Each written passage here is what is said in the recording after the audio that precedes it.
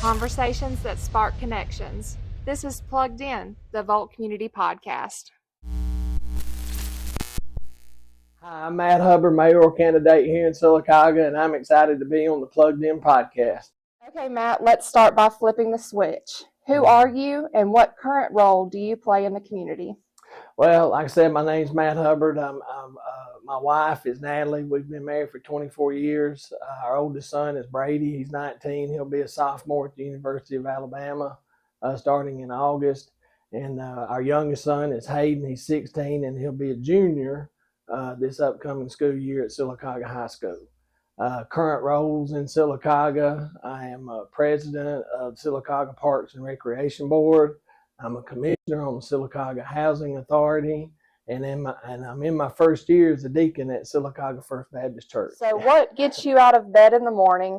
What charges your battery? Well, I've always lived my life by the 3Fs, that's faith, family, and fellowship. So I was taught, my siblings and I were taught at a very young age about it's better to give than to receive. So that kind of instilled a service mentality into us, and that played a big role into my choice into going into public education and choosing that as a profession, or it was a calling, and just trying to fulfill, the Great Commission that we're all called as Christians to fulfill. What was the moment that sparked your passion or pointed you down this path? Well, I can't point to just one particular moment. It's kind of a series of a lot of moments over about the last 6 or 7 years. Just encouragement from others, from friends and family, and then just I had a very influential person talk to me about my candidacy for mayor and how strong of a candidate that I would be if this is what I chose. And if you know how I make decisions, I went through my pros and cons and those type things, and I made my list, and there were 4 things that had to happen before I could even consider running for mayor. And I kind of took that as a sign.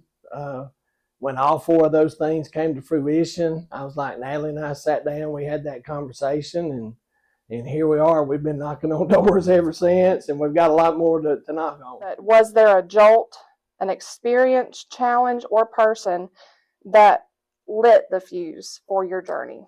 Well, like I said, it's just a culmination. I can't really say just one. It's a culmination of a lot of things. Natalie she's always jokingly said, you'll be mayor one day or that type stuff. But that was just all fun and kidding and all of that.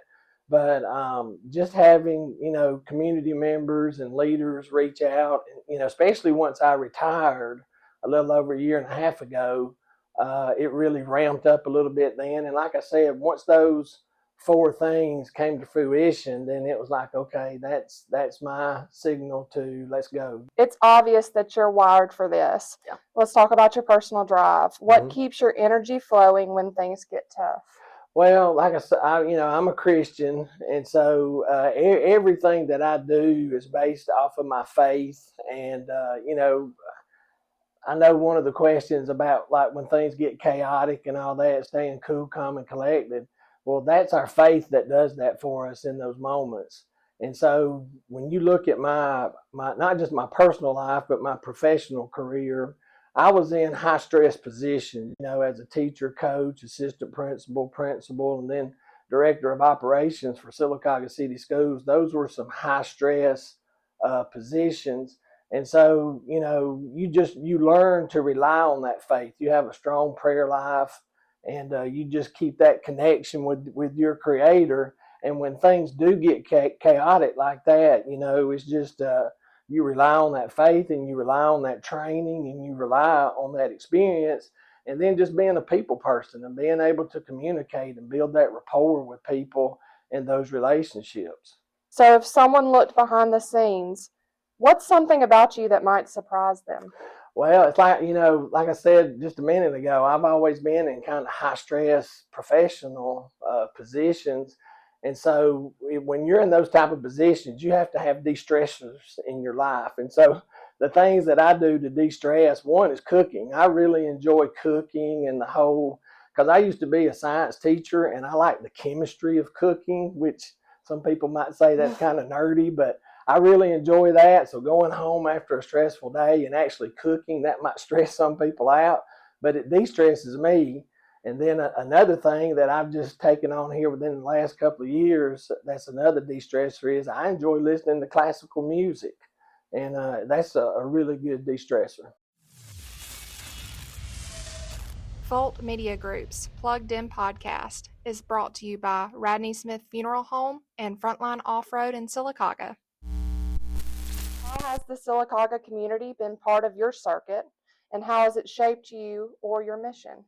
Well, when I got here 29 years ago, close to 30 now, this entire community really embraced me. I was young, I was single, I was a teacher and a coach, and the faculty and staff at the high school, the administrators, school board, it's like this, our students and parents and other teachers, they were just really accepting of me at that point in time in my life. And it really reminded me of, where I came from in Attala, and you have that support.